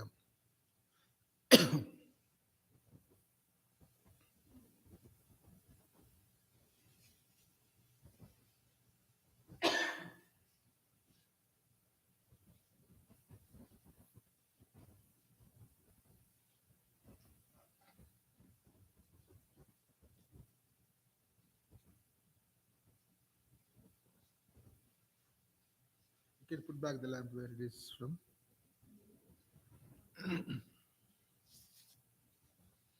So we are going to offer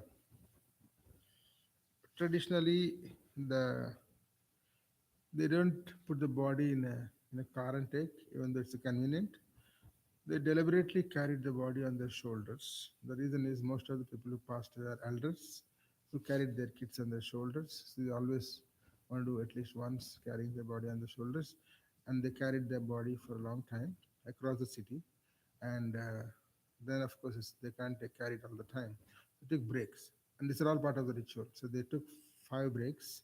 They stopped 4 times. Fifth stop is at the actual cremation place. So and on the way they go 5 times they stop, 4 times they stop, fifth stop is at the cremation ground. Every time they stop, they take a rice ball. We're going to use a fruit here, and then they're going to break the rice ball and throw in all the 4 directions. So food is basically what it is. Food means food builds a body, and then food becomes a body. Whatever you eat, it becomes your body. Yeah.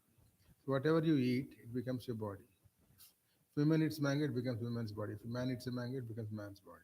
It's just transforming. So that body is being dispersed now in all the 4 directions. So they stop at each time and they take a rice ball and throw it in all the 4 directions, saying that his body is being now diffused back into the nature. So here we can't throw all that. So we're just going to we can't throw. So if fruits are okay because you can't break them and throw it here anyhow. So we'll put them in a pan leaf, in a green leaf, some little bit of sesame seeds.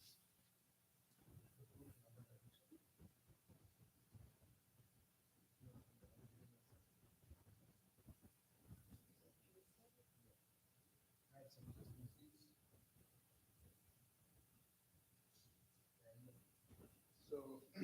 So because we can't do that 4 stops, it's going to put them in the 4 corners. I'll chant a mantra. Srivatsagotrasya Dakshinamurti Pritasya Mritisana Shavanimitta. Eshadapinam, 4 people are there as the kids, so they can use four of them, can use each one of them. Take the fruit in the 2 or 3 palm leaves so that we have lots of them, not we can always use them all. And add some sesame seeds. Sesame seeds is represented by planet Saturn. Saturn is a Saturn of rings. It has rings. The Saturn energy is to always make you cross the boundaries from one boundary to other boundary. Saturn's energy is what is going to transfer him from this world to the next world. So for Shani Graha, we use a sesame seeds. So I'll chant. Second printer now.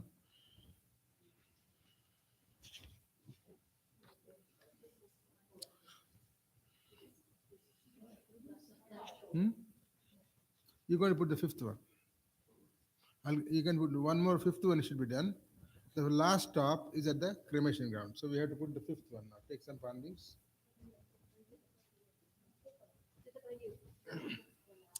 The last one represents the punya karmas. The person is carrying with him only one thing. Body also stays here. Family, everybody stays here, including the house, your clothes. Nothing goes with you, but only one thing goes, and that is your karmas. So with the karmas, no, wait. You have to put them near the right hand. Put them near the right hand. You need to put, wait. This one is for his good actions he has done, it will go with him. Plus your well wishes and your love also goes with him. This one goes with this in his near his hand. This is not thrown. The 4 of the rice balls are thrown, but the fifth one is not thrown. It's kept in his hand, near the rice, near the right hand. Put it near his right hand, wherever his right hand is.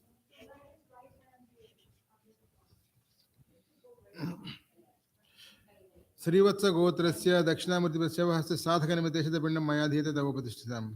So the 5 stops are because we believe that step by step the 5 elements are merging back. Earth is merging back as ash in the waters. The air, water is merging back in the fire. It evaporates as vapor. And air, of course, is our life energy. It goes away. And the memory and the intelligence, emotions, feelings, all of that is in the space. The space element goes away too. It is merged back into the soul, and the heat is already gone right when the death happens. The fire is gone from the body. In this way, all the 5 elements are going away and merging back in the nature. So we believe that the body is constantly recycled again and again. Whenever we come back, we will take the same 5 elements and use them again. So in this way, the 5 pindas are offered at the 5 stops, and so these are actually the journey started already. And so because we are not doing all the journey part, 4 people will just slightly move this casket to 1 inch or ½ inch this way, as if we are carrying it. Little bit, very little bit. No, not lifting even, just pushing. Roll it, that's all. We can't really get everything what we, but we are still understanding the principle and applying them because the scientific money will understand what we are doing. So now, there's one thing we should do is that there is this Tulsi gel and Ganga gel. This is given to people who are extremely suffering. But it's also supposed to be for positive vibration. I put Tulsi leaf in there and also Ganga gel. So take a drop and just drop, and everybody can do it. At the same time, after they do that, we'll also offer him one final meal as his rice near his mouth or near his throat or chin. Offer some rice.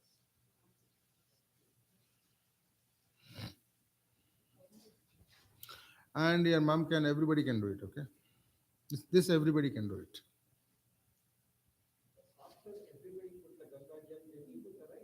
Put the rice and then Ganga Jal. Doesn't matter either of them, okay.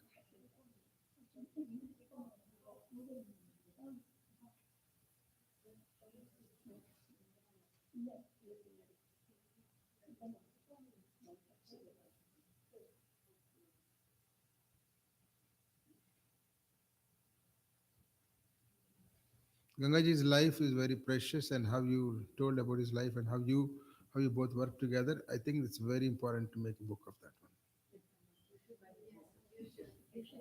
I'm telling you, sincerely, I'm telling you, it will become an inspiration for many people. How to be happily married and adjust. Yeah.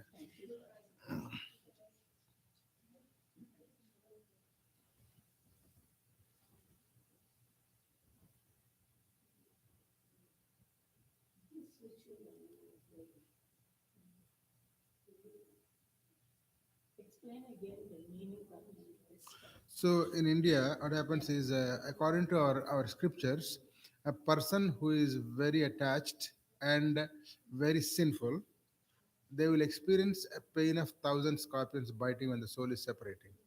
But a person who is very religious or very spiritual, noble, his soul will escape like a water in the kettle. How when you're making tea, smoothly escapes. So, but for people who are suffering or anybody, this Ganga Jal supposed to be flowing through all kinds of herbs of the Himalayas, and the Tulsi water is also positive vibration. This vibration is supposed to release all this tension and pain and make the soul escape properly. And even after death, we believe the soul is still connected through the other two bodies. Two other bodies. We have three bodies according to our scriptures: physical body, energy body, and intelligence body. They are all three layers: jacket, shirt, and undershirt. The physical body is what we see. The mental body is like a water filling the glass. It's completely filling your body. It's a life energy body. Inside that, there is a small golden egg, we believe, on the right side of the heart where the soul resides. So, three bodies are still there and connected. Therefore, whatever you do to the body, they still pass on to the soul through the two other bodies. So, this will release any suffering. Any suffering. Okay, now we offered that rice. Everybody offered the rice and Ganga Jal. So go around him three times and touch his feet.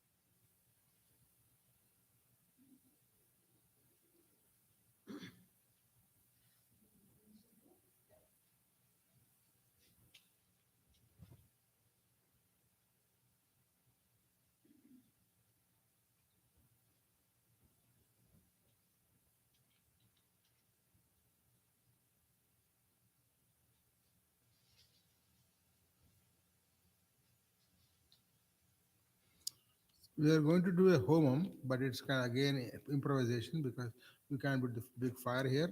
But we do the offerings without the fire. So we have all these items here. So the samagri, sticks. I'll tell you the sticks first. Yeah, you take one stick. One,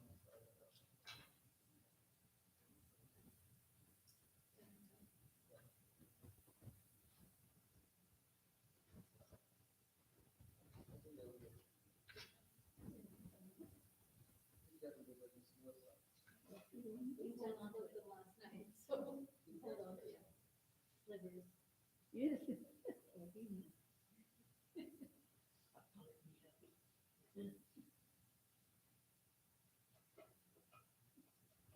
I like to catch short.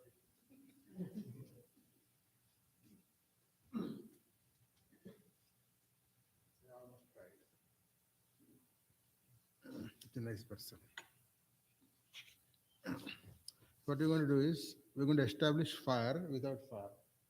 Camphor is it's automatically burns. So this is block and put it on the heart. We're going to do everyone one block on the heart.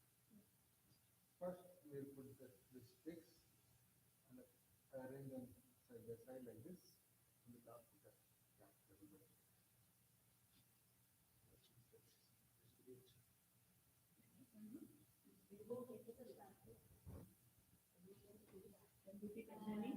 No, hold on to it. Hang on.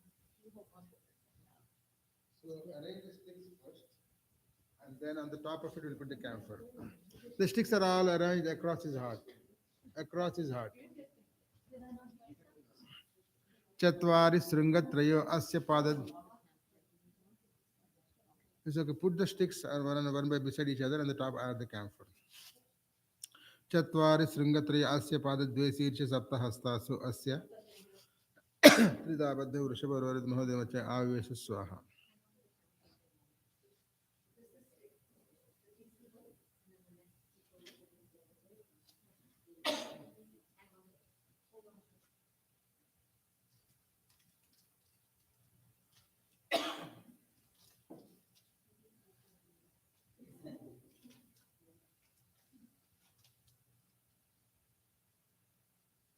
So now all of these are going in the ahuti, in the fire offering. So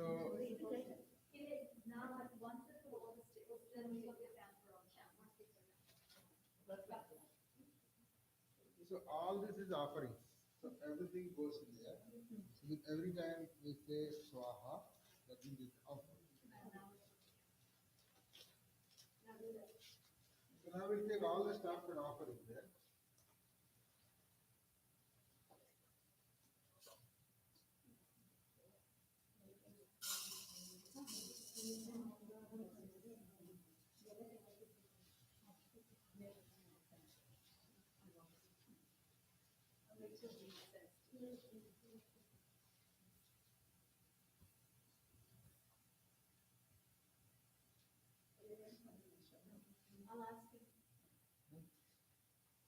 You already do that? No, do you want us to take the rights? No, actually I have all this stuff. Everything is going now. Okay. So offer everything. So I say swaha.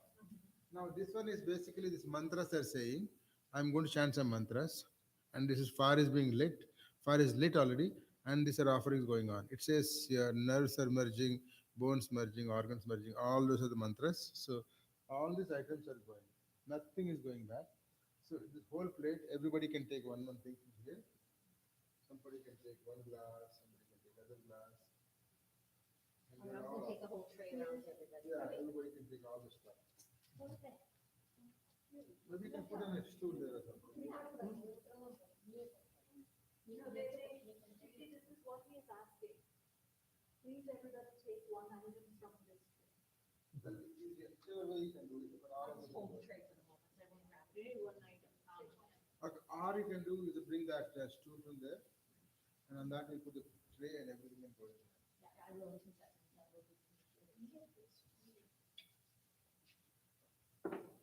And that looks like for me. I was going to bring that chair, but okay. I moved the bottle. Yeah, in the middle, and everybody is offering. And this one puts on that. All of this is going step by step. So I'll be chanting, and you're putting it now. Okay, I'm starting now. On around it. I mean, some people think why is already dressed nicely, but to spoil all that. But in India, it's not like that. So you can put on the side also is okay. Oh, the rice is also going. In fact, nothing is staying. All the fruits are going. But I'll tell you, the coconuts go in the last. Ghee goes just before last. They're also going. All these fruits and all that. Yes. Yeah, and these ones. So do you want us stand, all of us standing close there?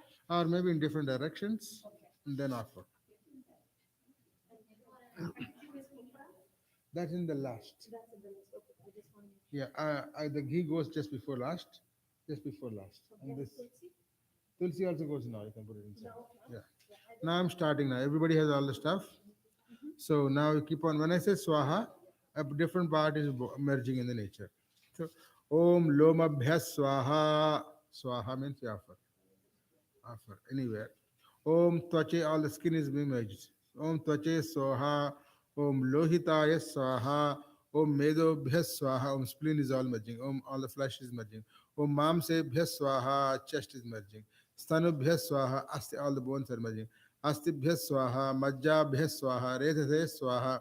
Payave Swaha. Ayasaya Swaha. Vyasaya Swaha. Udyaya Swaha. शुचे स्वाहा शोचते स्वाहा शोचमानाय स्वाहा shokaya swaha.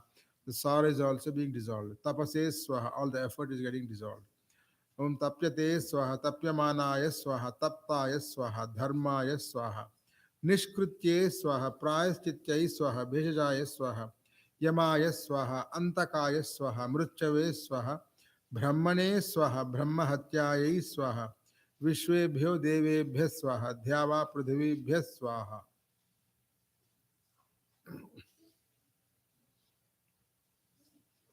प्रेतवाहाय स्वाहा प्रेतसंख्याय स्वाहा प्रेतपाय स्वाहा प्रेतभूमिपाय स्वाहा प्रेतहंत्र्यै स्वाहा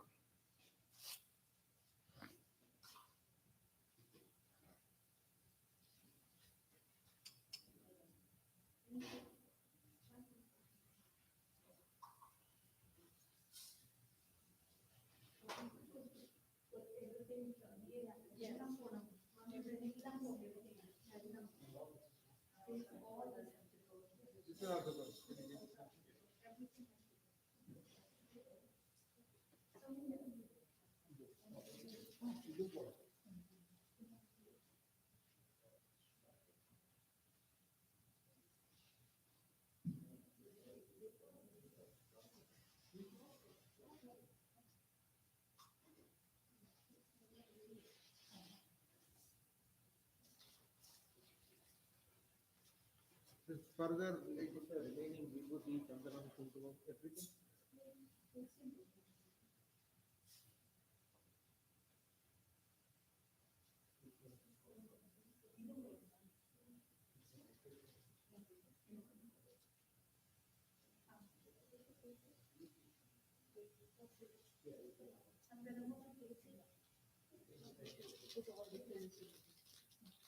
You don't need any more. No, everything is going.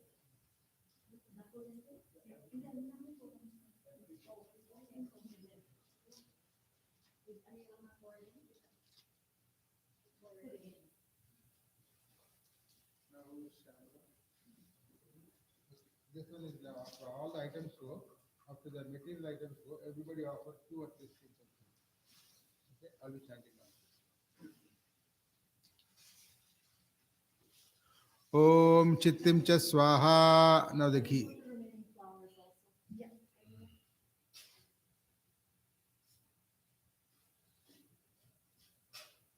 Did they give us any deadline for the time? Did they give us any deadline for the time? No, okay, they didn't tell me anything, so it's okay.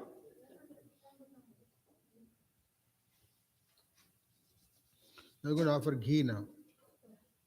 Om Chittim Cha Swaha Chittaya Idam Namam Om Chittisya Swaha Chitya Idam Om Akutim Cha Swaha Akutaya Idam Namam Vijñatam Cha Swaha Vijñataya Idam Namam Manasya Swaha Manasya Idam Namam Sekvaryasya Swaha Sekvarya Idam Namam Darsasya Swaha Darsa Idam Rasantaran Cha Swaha Rasantaran Om Bhu Swaha Om Bhuva Swaha Vayam Suva Swaha Surya Om Bhur Bhuva Suva Swaha. Everybody can offer 1 or 2 spoons of ghee. Also going. Yeah, everything is going. Nothing from here we're taking back. That's all. That I need it for you. There's 2 I need for you. There's 2 I need.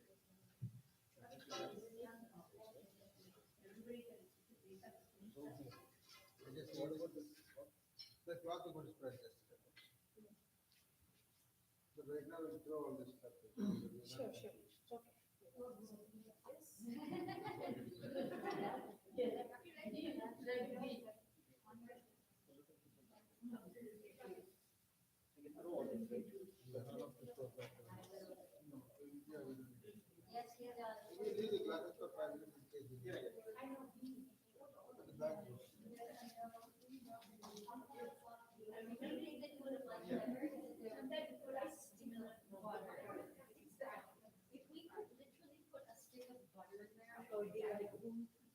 He has all the food he needs.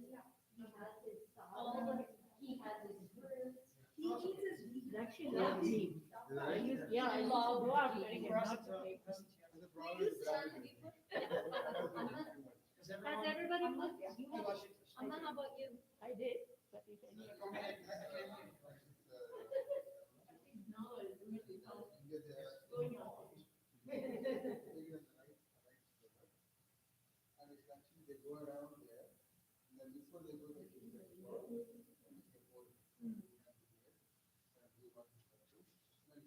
In India, they like mostly do one sun, but it's okay.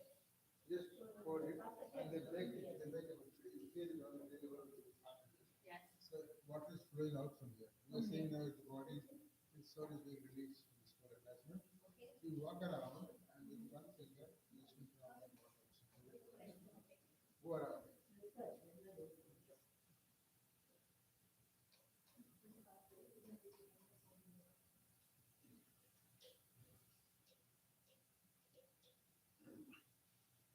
Means in India we have a pot and it's having a hole in it, so water is automatically flowing out.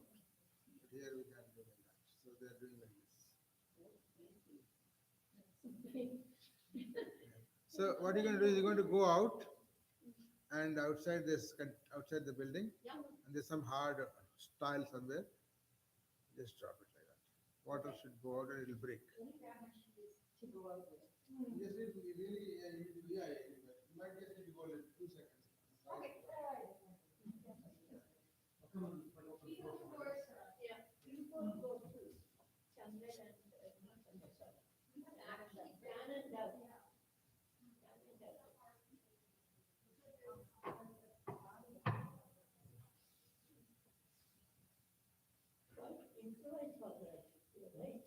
We are living here, so we have to adjust to what that is. Because this will go on for a long time and get and then everything is a long way short. And here, for human regulations, we have, of course, natural here. Situation is uncomfortable. It is in the open outside. The meaning is taken care of.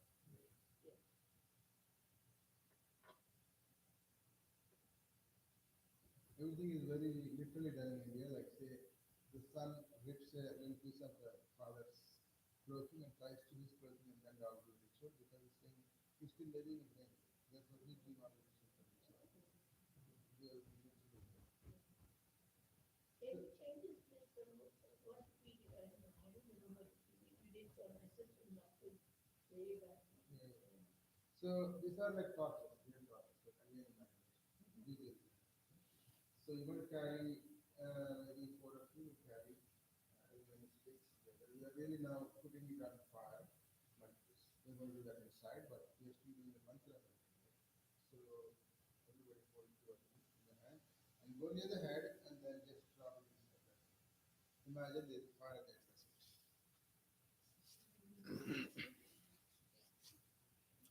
Krutva dushkrutam karma janata vapya janata mrityukalavasham prapya naram. Go around one time. No, no, go around. Near the head. Come near the head and drop it. पंचतत्व मागतः धर्माधर्म समायुक्तं लोभमोह समावृतः देहेयं सर्वगात्राणि दिव्यान् लोकान् सगच्छतु. And near the around the head you can put it.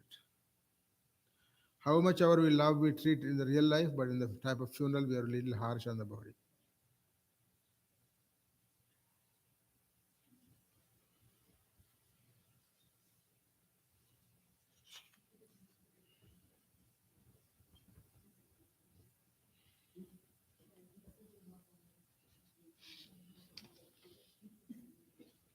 So now we're just going to pray in our minds, and I'm going to make you chant a mantra. This is about the Vishnu mantra, but I'll make you chant 3 times Shiva mantra because it's ayers, they have Shiva. So I'll make you say the Shiva mantra with me 3 times.